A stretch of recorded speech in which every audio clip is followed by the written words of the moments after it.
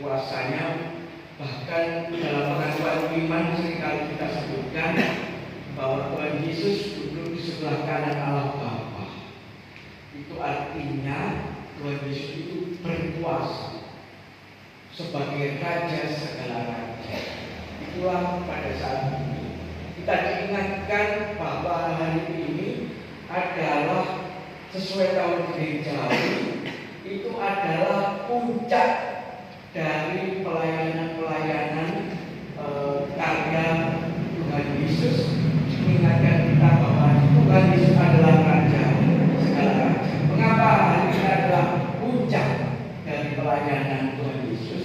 Karena minggu depan itu sudah masuk Advent, sehingga di Advent minggu depan sudah ditandai dengan warna ungu.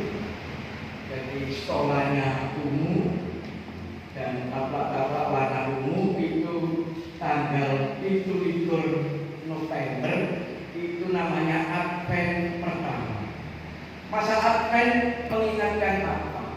Masa Advent mengingatkan kita supaya mempersiapkan diri tentang kedatangan Tuhan Yesus, yaitu memperingati kedatangan Tuhan Yesus yang pertama dengan perayaan Natal, sekaligus kita juga menantikan, mempersiapkan kedatangan Tuhan Yesus yang kedua.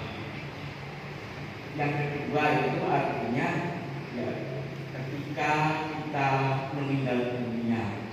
Jadi kita mempersiapkan. Yang kedua itu artinya selama masih hidup, mari kita semua berbuat baik, mengasihi sesama, menjadi berkat bagi sesama, hidup kita berbuah. Itulah yang dimaksud mempersiapkan kedatangan Tuhan Yesus yang kedua. Kalau mempersiapkan kedatangan Tuhan Yesus yang pertama, itu jenenge perayaan Natal. Itu kedatangan, memperingati kedatangan Tuhan Yesus yang pertama dengan perayaan Natal. Nah, kalau memperingati atau mempersiapkan kedatangan Tuhan Yesus yang kedua, itu Advent, itu artinya mengingatkan kita supaya selagi bernafas kita terus-menerus berbuat baik, menjadi berkat, sehingga nama Tuhan saja yang dimuliakan. Itu Advent, memperingati kelahiran Yesus dan persiapan untuk kedatangan Tuhan. Nah, pada hari ini juga, ini adalah bulan penutupan bulan budaya. Apa itu penutupan bulan budaya? Bulan budaya selama November ini kita semua diingatkan supaya kita membudayakan, membiasakan berbuat baik sesuai dengan firman Tuhan. Sekali lagi, kita selama bulan budaya ini diingatkan supaya membudayakan, membiasakan berbuat baik, berpikir yang baik, berkata-kata yang baik, yang berbuat yang baik, yang menjadi berkat bagi sesama, yang berbuah, yaitu itulah yang dikehendaki oleh Tuhan, sehingga nama Tuhan yang dimuliakan. Nah, sekarang kita masuk yang hari ini. Hari ini kita semua yang sudah kita baca dari Lukas 23 ayat 33 sampai 43 ini mengingatkan di hari Minggu Kristus Raja, mengingatkan tentang puncak pelayanan Tuhan Yesus sampai mati di kayu salib. Puncak pelayanan Tuhan Yesus sampai mati di kayu salib. Ketika Tuhan Yesus disalibkan, di sebelah kanan dan kiri itu dibarengkan dengan penjahat yang sudah pantas mendapat hukuman mati. Yang di sebelah kanan dan kiri sama-sama menjadi perampok pada waktu itu, sehingga dipenjara. Dan ketika Tuhan Yesus disalibkan, itu mereka, yaitu orang-orang Yahudi dan tentara-tentara Roma, itu sepakat Tuhan Yesus disamakan dengan penjahat itu. Jadi Tuhan Yesus disamakan dengan penjahat-penjahat itu karena pada waktu itu disamakan dengan sengaja, disamakan dengan penjahat. Yang kita renungkan pada saat ini ada yang disalibkan pada waktu itu ada tiga. Yang pertama yang ada di tengah-tengah adalah Tuhan Yesus, yang adalah Raja segala raja, yang kuasanya meliputi dunia dan akhirat, yang tidak terbatas oleh waktu dan tempat. Itu adalah Tuhan Yesus yang ada di tengah. Yang kedua, yang sangat penting perlu kita renungkan, yang di kanan dan yang kiri ini sama-sama manusia. Ada kesamaannya, tetapi ada bedanya. Ini yang sekarang kita renungkan sekarang. Apa samanya dan apa bedanya? Yaitu yang pertama, kanan dan kiri sama-sama manusia. Darahnya sama merahnya, tulang sama putihnya. Mau kita podo mangan segone, ya podo, sama, kiri dan kanan sama. Entute ya podo gak enak ya, podo. Entute ya gak enak, itu gak enak, podo. Podo mangan segone podo. Podo kita Gusti podo, podo manusia. Sama, itu kesamaan. Berikut, sama-sama orang berdosa, sama-sama penjahat. Yang kanan penjahat, yang kiri penjahat, sama-sama. Tetapi ada bedanya. Apa bedanya? Ini yang penting perlu kita renungkan. Anggap aja yang kiri itu yang jahat pol, tetapi yang kanan itu menurut legenda itu bahwa yang kanan ini penjahat yang baik hati. Yang kanan ini penjahat yang baik hati. Mengapa penjahat yang baik hati? Karena kebiasaannya adalah merampok orang-orang kaya. Terus hasilnya dibagi-bagikan kepada orang-orang yang kelaparan, orang-orang miskin, sehingga mendapat sebutan Robin Hood Yahudi. Itu yang sebelah kanan ini. Itu yang pertama. Tetapi ada yang amat sangat penting menjadi perenungan kita sekarang. Yang sebelah kanan memahami bahwa manusia setelah meninggal dunia itu masih ada kelanjutannya, yaitu namanya hidup kekal.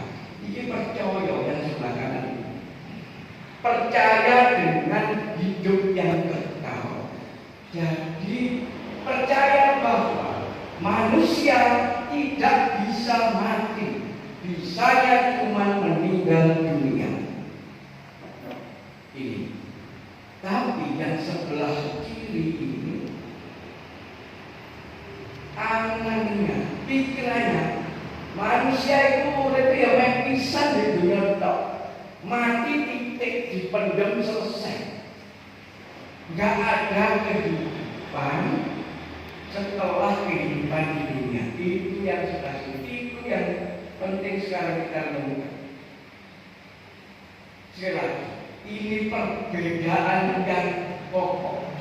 Sebelah kanan ini penjahat yang baik, dan juga dia merasa aku orang berdosa, mengakui Orang berdosa yang mengakui dosanya. Yang sebelah kanan. Dan yang berikut yang penting.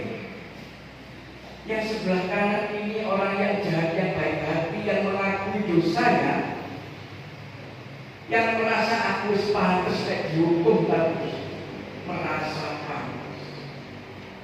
Oleh sebab itu dia yakin setelah kehidupan di dunia ini, ketika manusia dipanggil oleh Tuhan, ketika manusia dipanggil oleh Tuhan, "Hei anak manusia, pulanglah ke rumahku, ke rumah Bapa di surga." Disitulah ada kehidupan yang kekal. Ini percaya.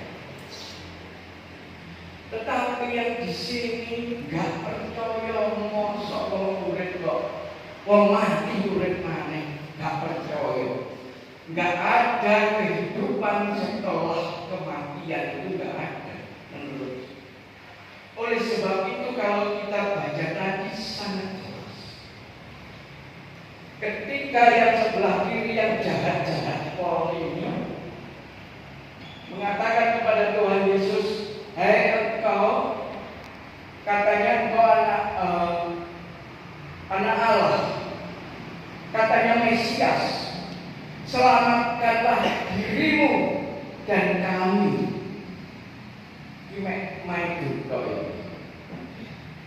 Menyalahkan Tuhan Yesus dan menuntut Tuhan Yesus. Tetapi yang sebelah sini tidak menyalahkan Tuhan Yesus, bahkan menegur yang sebelah kiri tadi. Apakah engkau tidak takut dengan Allah?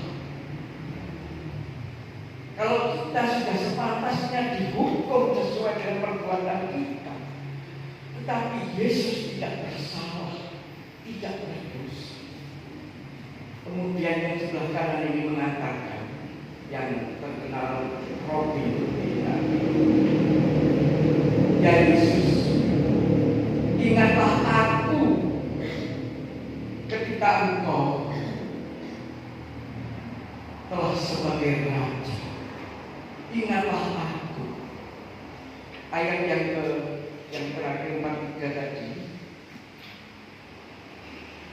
Ayat 42. Lalu ia berkata, "Yesus, ingatlah akan aku apabila kau datang sebagai raja." Kata Yesus kepadanya, "Aku berkata kepadamu, sesungguhnya hari ini juga engkau akan bersama-sama dengan aku di dalam Paradis." Jemaat yang dikasihi oleh Tuhan, ini sekarang yang perlu kita pahami, bahwa Tuhan Yesus yang kita sembah adalah Raja segala raja, yang kuasanya tidak terbatas oleh waktu dan tempat. Raja segala raja. Itu yang pertama. Yang berikut yang kedua, yang amat sangat penting, bahwa manusia tidak sama dengan ciptaan Tuhan yang lain. Ketika Tuhan Yesus menciptakan misalkan bulan, bintang, dan matahari, Tuhan hanya berfirman, "Jadilah benda-benda penerang di langit," maka jadilah matahari, bulan, dan bintang. Jadilah tumbuh-tumbuhan, maka tumbuhan jadi. Jadilah binatang yang merayap di bumi, maka jadilah. Tetapi ketika Tuhan menciptakan manusia, apakah begitu? Tidak.